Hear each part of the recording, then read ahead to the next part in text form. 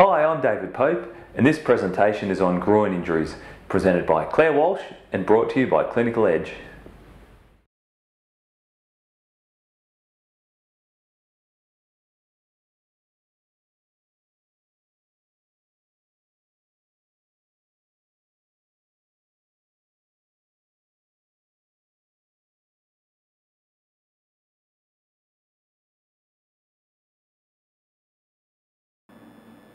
My presentation today is on tackling groin injuries.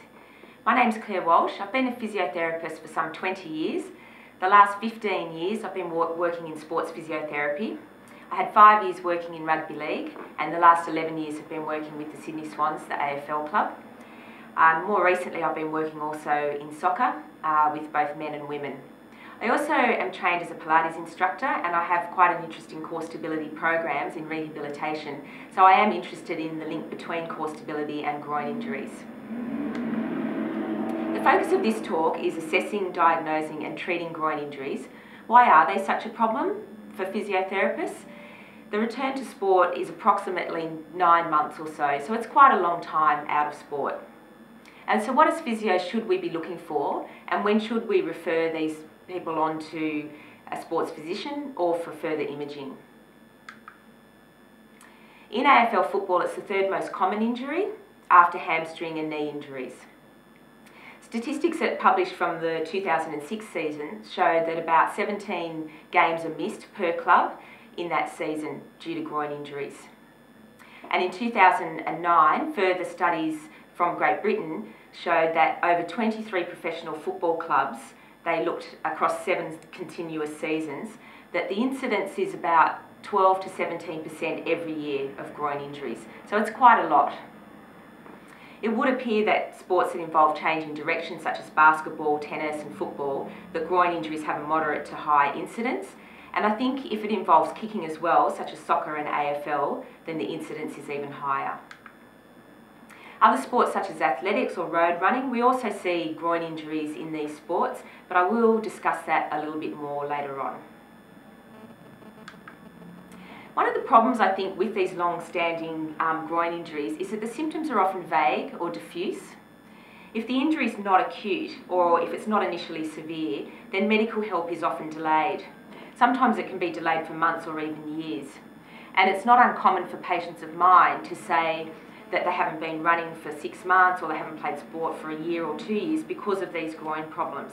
They might have attempted a bit of a rehabilitation program but didn't follow through with it, tried to return to sport, still had pain so gave up. And this is a little bit frustrating for some people. And I think some of these difficulties arise because the anatomy is complex in the region.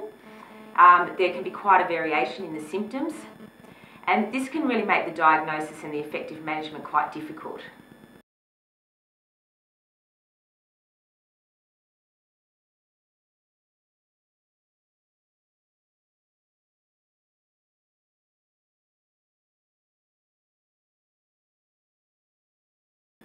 So let's have a look at the anatomy of the area.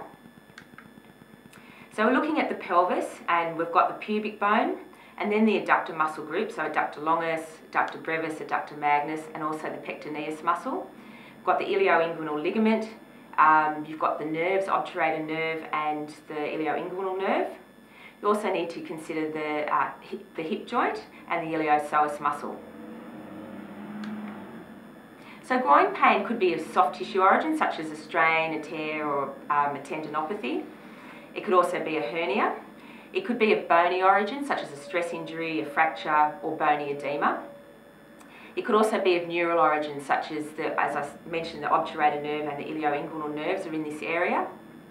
It could also be referred from the lower thoracic spine, the lumbar spine, or the sacroiliac joint.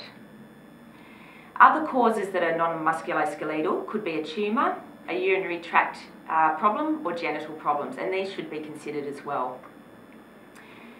It's also important in children who present with hip or groin pain that you must consider Perthes disease or a slipped epiphysis. Perthes disease is a problem with the femoral head, and a slipped epiphysis obviously with the growth plate. And I did actually have a child referred to me a couple of years ago who was referred with a groin strain. When the child walked into the clinic, she walked with an externally rotated gait. She was on crutches. And I thought to myself, when I read the referral, I thought, that's odd. A groin strain doesn't really fit in with an externally rotated gait.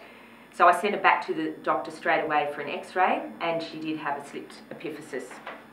So in that pre-adolescent age group, any child that comes to see you that has any hip or groin pain should always have an x-ray.